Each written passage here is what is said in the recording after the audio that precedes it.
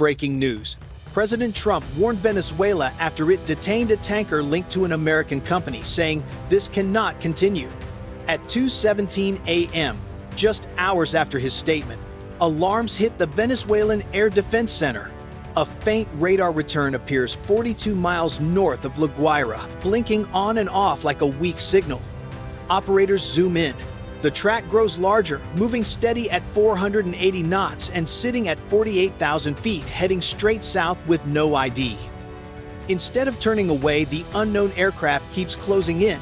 Another faint signal trails right behind it. Warning tones rise across the room. Possible hostile pair, distance closing fast. S-300 crews scramble and try to lock the target, unsure what they are dealing with. This is not a simple mistake. It comes right after the tanker incident, and it looks like a direct message from Washington. But Venezuela does not know they are not tracking simple planes. They are watching two B-21 Raiders. If you want more updates on this rising crisis, make sure to subscribe so you do not miss the next step. What happened on radar was not random. This location north of La Guaira is one of the most sensitive places in the region. Every military aircraft that enters this zone is tracked by Venezuela, Colombia, and international sensors. When an unidentified aircraft appears at high altitude and keeps coming closer without any radio call, that alone raises alarms. But this time, the timing made it even more serious. Less than a day earlier, a Venezuelan patrol ship stopped a tanker connected to an American company. Washington called it an aggressive act. Caracas claimed it was a legal move. Both sides raised their tone. So when two radar tracks appeared shortly after President Trump's warning, Venezuela understood this was not a routine flight. This was pressure. The United States has used long-range bombers before to send messages, but the B-21 is different. It is new, quiet, and almost impossible to detect. Seeing two of them this close to Venezuelan airspace shows that Washington wants to demonstrate reach and control without firing a shot. For the military crews inside Venezuela, the tension rises fast. They do not know what the aircraft are carrying. They do not know if these bombers are alone or part of a larger operation. They only know the unknown signals keep getting stronger. For the families near the coast, the sirens and alerts are a reminder that any small mistake can turn into a much larger crisis. And for the United States, this is not only about one tanker. It is about stopping Venezuela from testing limits and pushing into American commercial activity in the region. In Washington, this area is viewed as a key route for trade, energy, and security. So when Venezuela acts, even slightly, it sends waves across the region. That is why these radar returns matter so much. This night is not about two dots on a screen. It is about who controls the air, who controls the message, and who is willing to take the next step if the situation gets worse. And from the looks of it, both sides believe they are being challenged. At 2:19 a.m., the radar operator leans closer as the faint return sharpens.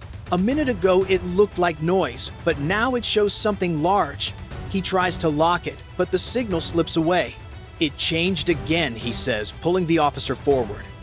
The room tightens as more operators join. Altitude steady, speed steady, no ID. One reports. "Distance?"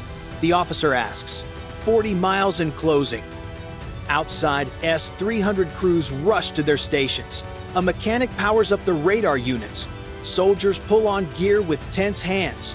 No one knows what the approaching aircraft are, only that they are silent and fast. Inside, the second return grows clearer, staying behind the first and matching every move. "They're flying like a pair," the officer says. Still no signal, no transponder, just two unknown shapes heading toward Venezuelan airspace. At 2:22 a.m., the S-300 unit reports ready. Missile system active. But the radar won't stabilize. The software tries to classify the track, then drops it. Manual tracking fails. "Something is blocking it," the officer mutters. Down at the launcher, a technician checks the missile doors and watches the radar tower, unsure what kind of aircraft could cause this. At 30 miles, a louder alarm sounds. Hostile zone entered. The officer steps in. "Try again." The tracking box holds for a moment. then drops. A communication officer calls headquarters. Targets approaching. No response. The answer: do not fire without authorization. Uneasy looks spread through the room. At 2:24 a.m., the shapes shift again. The second aircraft tightens its formation. They're adjusting, the officer says. The returns grow stronger as the distance shrinks. Then the first return brightens, revealing a wide, smooth outline. I have a shape, the operator says, but it fades before he captures it. Still, everyone saw enough. At 2:26 a.m., the missile crew reports, target lock failed. Request permission to engage. No one knows they're watching two B-21 raiders moving quietly toward the coast. If you think Venezuela should hold fire or respond, press 1 or 9 and tell us your call. At 2:27 a.m., the two radar returns make a slow, controlled turn together. The officer watches closely. They're testing the radar, he says. Even small movements reveal how well a system can follow a target. The tracking boxes blink and jump, unable to stay locked. Operators try to stabilize the feed, but nothing holds. Outside, S-300 crews move into place.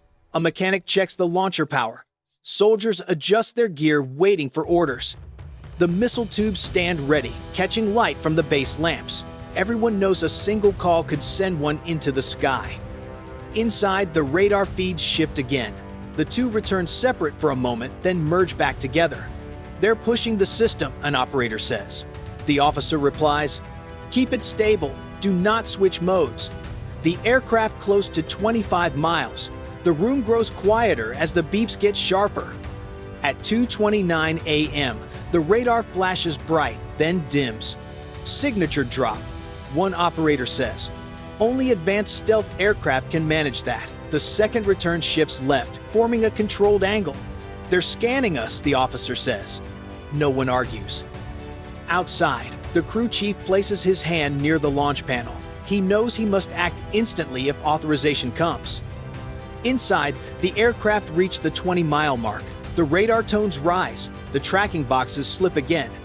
Still no ID, an operator says. Headquarters responds with one line. Hold fire until identification. The officers exchange tense looks. Unknown aircraft are now within a dangerous distance. At 2:31 a.m., the lead return brightens long enough to show a large, smooth outline. The officer whispers, stealth bomber. The room falls silent as the aircraft continue toward the coastline. 19 miles. 18. 17. The pressure grows with each update.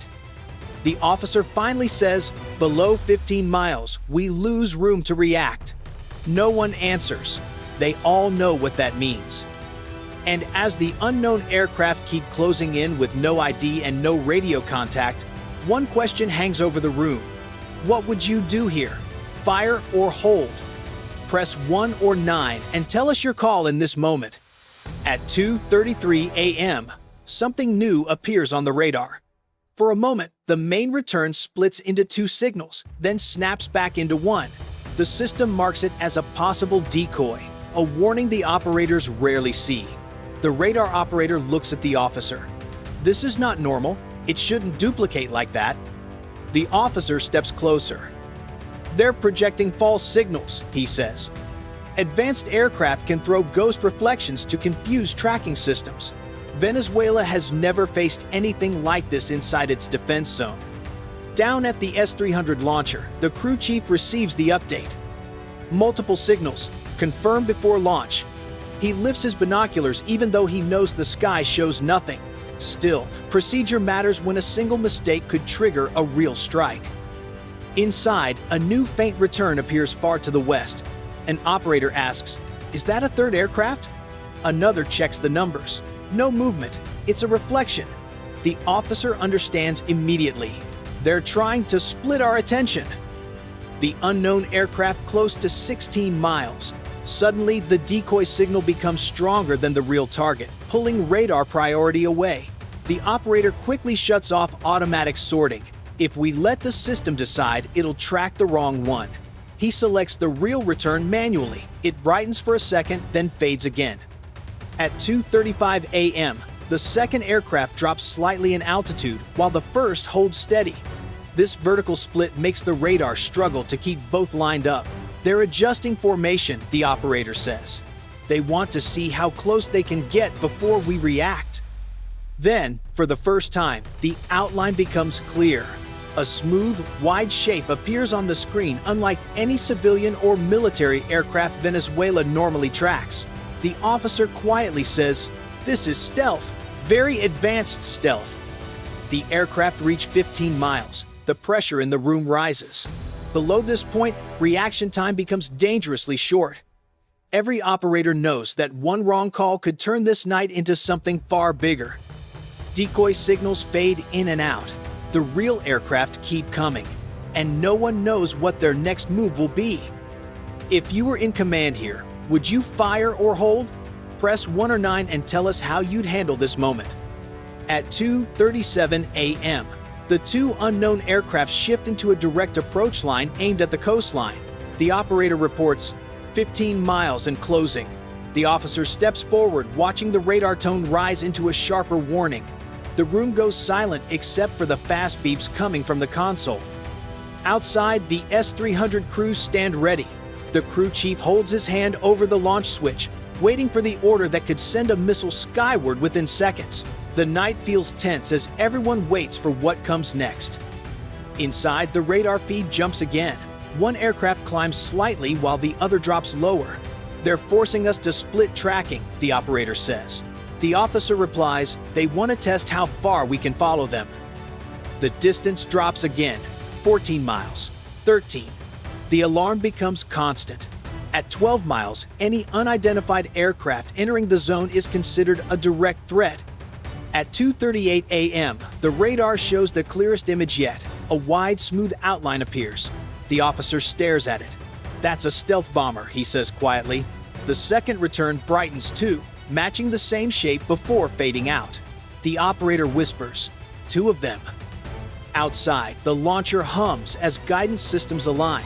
The crew chief speaks into his mic, "Standing by for fire command."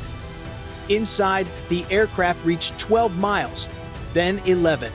The officer raises his radio. "Headquarters, targets at critical range, request permission." The answer comes back slower than anyone wants. "Hold for identification." The delay increases the pressure on every person in the room. At 2:39 a.m., both aircraft accelerate slightly but clearly. "Speed increase detected," the operator calls out. The officer grips the console. "Prepare for impact range." 10 miles. The radar screams a steady alarm. The missile crews tense, expecting the next order. The officer lifts his radio again, waiting for the moment he must say the words no one wants to hear. The two aircraft move with complete confidence, showing no sign of turning away. Even the hum of the screens feels louder as the distance continues to shrink. Everyone understands what these shapes represent now. Two B-21 Raiders closing in with full control. If you held the fire authority right here, would you take the shot or hold? Press 1 or 9 and tell us your call as this standoff reaches its peak. At 2:40 a.m., just as the B-21 Raiders reach the 10-mile line, the radar feed suddenly stabilizes. Both returns stop shifting and level out together. The officer keeps his voice steady. "Hold positions." Everyone waits, unsure what comes next. Seconds later, the aircraft turn east, away from the coastline. "They're pulling back," the operator says. The S-300 crew chief slowly lowers his hand from the launch panel. The threat is gone, but the room stays tense. The Raiders did not retreat because they were stopped. They left because their objective, whatever it was finished. Inside the command room, operators look drained. One whispers, "If they wanted to strike, we wouldn't have seen it." No one argues. For 20 minutes, they faced aircraft they could barely track and never identify. Later, analysts replay every moment: the decoys, the altitude changes, the sudden radar drops. Nothing in the Venezuelan system can explain how the B-21 moved. The final report is short. These aircraft held full control. In Washington, the message is clear too. The B-21 didn't need weapons to send pressure. Its presence alone shifted the balance. This was a reminder that America can influence a crisis without firing a shot. For Venezuela, the event exposes the limits of its air defenses. Even its strongest radar could not lock on the intruders. Quiet discussions begin about what a real attack might look like and how little warning they would have. And across the region, the question grows. If the raiders can appear and vanish at will, what happens in the next standoff when they don't turn away? If you think this was only the opening move, press 1 or 9 and tell us what you believe comes next.